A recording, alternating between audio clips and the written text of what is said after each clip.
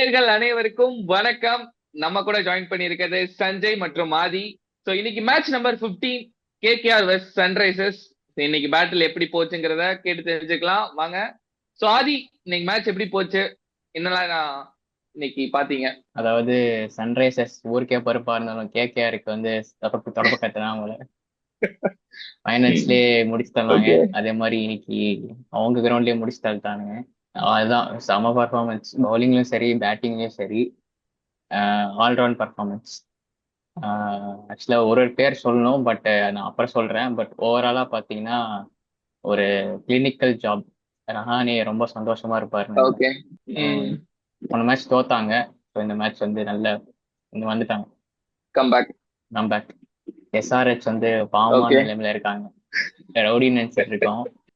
ஆனா ரவுடி மாதிரி பர்ஃபார்ம் பண்ணல மேட்ச்னு தெரியல. ஸோ அதுதான். ஓகே. நைஸ்.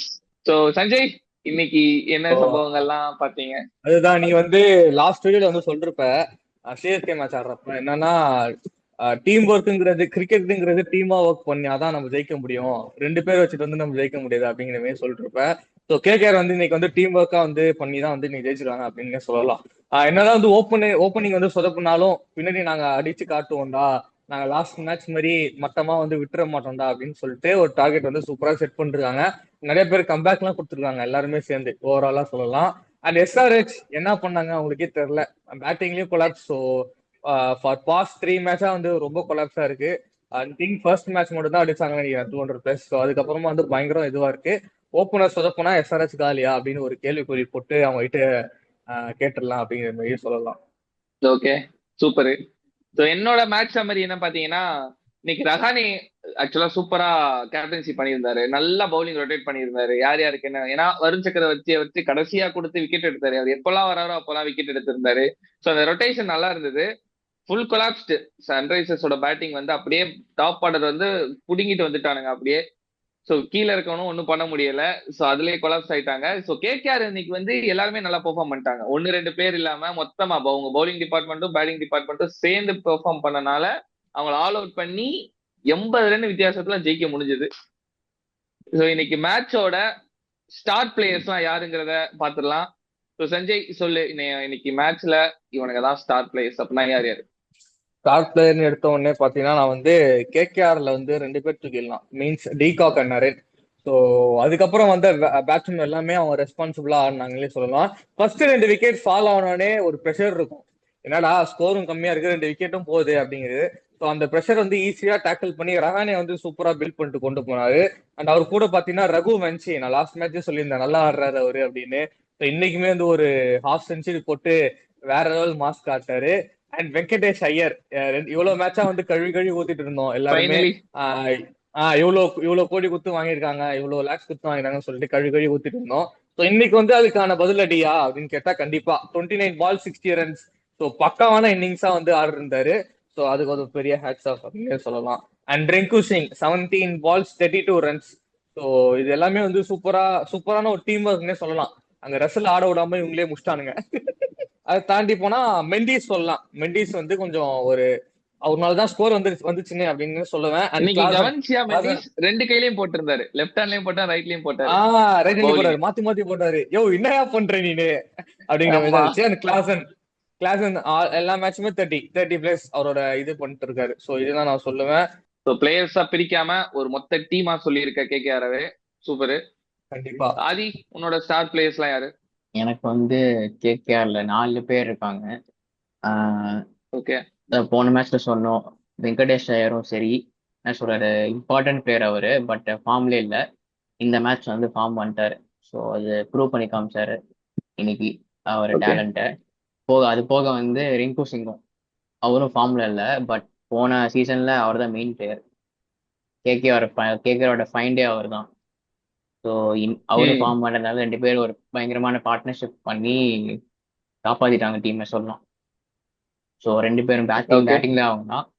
அது போக பவுலிங்ல வந்து நான் ஹர்ஷித் ராணாவும் சரி, வைபவ் வரும், இந்த ரெண்டு பேரும் நான் அப்ரிஷியேட் பண்ணேன். ஏன்னா ரெண்டு பேருமே இந்தியன் சீமர்ஸ் ரெண்டு பேரும் பவர் பிளேல சூப்பரா போடுறாங்க. அது வந்து மற்ற டீமுக்கு இருக்கான்னு தெரில, பட் கேகேஆருக்கு அதுக்கு அமைஞ்சிருக்கு.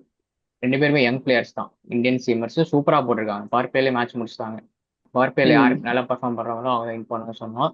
ஸோ அந்த மாதிரி பவுலிங்ல 2 இந்தியன் பவுலர்ஸ் வந்து பவர் பிளேல பெர்ஃபார்ம் பண்றாங்க. அவங்க டீமை க்ளோஸ் பண்ணிட்டாங்க. ஸோ அவங்க 4 பேர் தான் சொல்லுவேன். அது வந்து கேகேஆருக்கு ஒரு பெரிய ப்ளஸ், ஓகே 2 இந்தியன் பவுலர் இருக்கிறதுனால. Okay super. ஸோ என்னோட ஸ்டார் பிளேயர்ஸ் யாருன்னா நான் 4 பேர் செலக்ட் பண்றேன். ஸோ யார் யாருன்னா நம்ம ரஹானே, நான் சொல்லியே தருவேன். ரஹானே, வெங்கடேஷ் ஐயர், ரகுவன்சி, அப்புறம் வருண் சக்கரவர்த்தி. 4 பேருமே கேகேஆர் சைட்ல தான் எடுத்திருக்கேன். ஏன் 4 பேர்னா, ஏன் ரஹானே சொல்றேன்னா, அவங்க ஓப்பனிங் 2 பேர் ஃபெயில்ட் ஆன உடனே அடுத்து அவங்களுக்கு பேட்டிங் ஒன் டோன் ரஹானே தான் வராரு. ஸோ அவர் பவுண்டரிஸ் எடுத்து பாத்தீங்கன்னா 4 2 தான் அடிச்சிருப்பாரு, 6 4 அடிச்சிருப்பாரு. ஸோ 6 அதிகமா அடிச்சு அவன் அந்த டீமை வந்து ரன்னுக்கு செட் பண்ணதே அவர் தான். 200 டார்கெட் போனது பேஸ்மெண்ட் அவர் தான் பண்ணாரு. ஸோ அந்த இடத்துல ரைட்டான இன்னிங்ஸ் போட்டனால அந்த கிளிக் ஆச்சு ரஹானேக்கு. ஸோ அதனால ரஹானே. ஸோ ரகுவன்சி, ஏன் ரகுவன்சினா அவர் 30 பால்ஸ்ல 50 அடிச்சிருந்தாரு. அந்த இன்னிங்ஸை விட அவர் வந்த பொசிஷனும் அவர் ஆடின அந்த கேமும் தான் வந்து ஒரு நல்ல கேமா இருந்தது. ஏன்னா ரகுவன்சி வந்து ஒரு ரொம்ப ப்ராமிசிங்கா தெரியுறாரு கேகேஆருக்கு. ஸோ நல்ல ஃபைண்ட் கூட. அவர் பேட்டிங் வந்து சூப்பரா இருக்கு ஆடுறது. ஸோ இந்த சைடு விக்கெட்ஸ் போச்சுன்னா என்னோட கேம் நான் ஆடிட்டு இருப்பேன் அப்படின்ற மாதிரி கிளீனா, ரொம்ப கிளீனா ஆடுறாரு. ஸோ அதனால எனக்கு ஸ்டார் பிளேயர்ல அவர் எடுத்திருக்கேன். வெங்கடேஷ் ஐயர், வெங்கடேஷ் ஐயர் வந்து பயங்கர கிரிட்டிசம்ஸ் போயிட்டே இருந்துச்சு லாஸ்ட் 3 மேட்சஸ்ல. பட் சேர்த்து வச்சு அடி அடி அடிச்சு பொழந்துட்டாரு. எல்லா பாலுமே 6 தான் ட்ரை பண்ணாரு. இன்னைக்கு எப்படியாவது ஆடினோம் அப்படின்னு சொல்லிட்டு. இன்னும் அவர் மட்டும் இன்னைக்கு அவுட் ஆகாம இருந்தா செஞ்சுரியே போட்டிருப்பாரு. ஸோ அந்த வேகத்துல போனாரு. ஸோ அதனால அவரு ஏன் வருண் சக்கரவர்த்தி, வருண் சக்கரவர்த்தி வந்து 4 ஓவருக்கு மெயின், அவங்களோட மெயின் ஸ்பின்னரே வந்து வருண் சக்கரவர்த்தி தான். அவர் பெர்ஃபார்ம் பண்ற எல்லா மேட்சுமே ஓரளவுக்கு வின் பண்ணிடுறாங்க. வின்னிங் பர்சன்டேஜ் அதிகமா தான் இருக்கு. ஸோ அதனால அவர் சூப்பரா போட்டாரு. 22 ரன் தான் கொடுத்திருந்தாரு, விக்கெட்ஸும் எடுத்திருந்தாரு பயங்கரமா. ஸோ அந்த 4 பிளேயர் தான். ஸோ நெக்ஸ்ட் செக்மெண்ட் போயிடலாம். யாரு இன்னைக்கு ரொம்ப மோசமான கேம் ஆனா ஆதி சொல்லு. எஸ்ஆர்எஸ் பவுலிங்ல சொல்லுவேன். பார்த்த ஓகே மேட்ச் சுமார் தான் போட்டாரு. போன மேட்ச் சுமார் தான் போட்டாரு. ஆமா இந்த மேட்சும் அந்த ஃபார்ம் இருக்கு. ஒரு விக்கெட் எடுத்தாரு, பட் எக்ஸ்பென்சிவா தான் இருந்துச்சு. அவர் கூட நம்ம எக்ஸ் சிஎஸ்கே பிளேயர் சிமர்ஜித் சிங்கும் கொஞ்சம் சுமாரா தான் போட்டாரு. ஆமா 44 ரன் 0 விக்கெட். ஓவராலா பெருசா பவுலிங் யாருமே ஒர்க் அவுட் ஆகல. 2 பேரும் எக்ஸ்பென்சிவ் ஆயிட்டாங்க. இது போக அந்த டீம்ல ஆக்சுவலா இப்பதான் நான் பாக்குறேன் பவுலிங்கே இல்ல. ஹர்ஷல் பட்டேல் இருக்காரு. ஹர்ஷல் பட்டேலும் அவங்களும் லாஸ்ட் அவரும் இன்னைக்கு எக்ஸ்பென்சிவா தான் போயிருக்காரு. அவரும் போயிட்டாரு.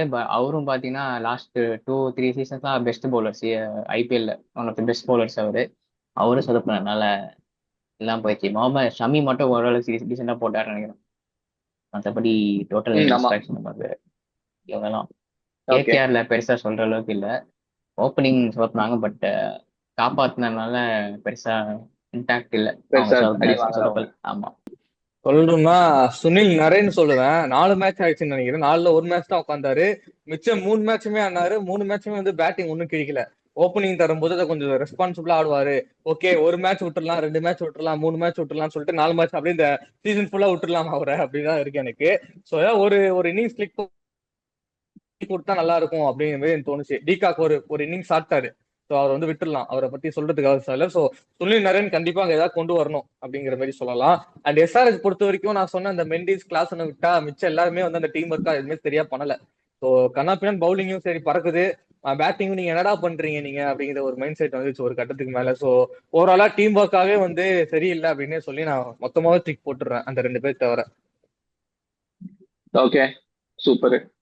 ஸோ என்னோட 2 பிளேயர் நான் டெஸ்ட்ராய் பண்ண போறேன். ஒன்னு சிம்ரத் சிங், இன்னொன்னு வந்து இஷான் கிஷன். 2 பிளேயர். இஷான் கிஷனை ஃபர்ஸ்ட் சொல்லிடுறேன். அவர் வந்து ஃபர்ஸ்ட் மேட்ச் அடிச்சாரு, டாப் மேட்ச் அடிச்சாரு. ஆனா அடுத்த மேட்ச் அதுல பாதி கூட கிடையாது. அந்த மேட்சோட பகுதி கூட அவர் ரிசல்ட் கொடுக்கல செகண்ட் மேட்ச். ஸோ ரொம்ப போரா. இன்னைக்கெல்லாம் வந்து செம்ம கேட்ச், ஆக்சுவலா சூப்பர் கேட்ச் எடுத்தார் ரஹானே.